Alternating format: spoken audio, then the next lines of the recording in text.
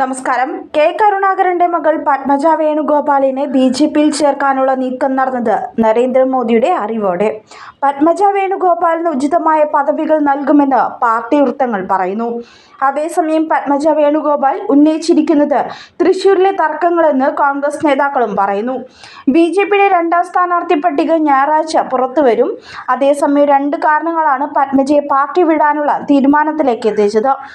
ഇന്ന് ബി.ജെ.പിയുടെ ദേശീയ ആസ്ഥാനത്തെത്തി പത്മജ വേണുഗോപാൽ പാർട്ടി അംഗത്വം സ്വീകരിക്കും. ദേശീയ നേതാക്കളുമായി കഴിഞ്ഞ ദിവസം ഇവർ ചർച്ച നടത്തിയിരുന്നു. പാർട്ടിയിൽ നിരന്തരം അവഗണന നേരിടുന്നുവെന്ന പരാതിയിലാണ് പത്മജയെ കടുത്ത നിലപാടിലെത്തിച്ചത്.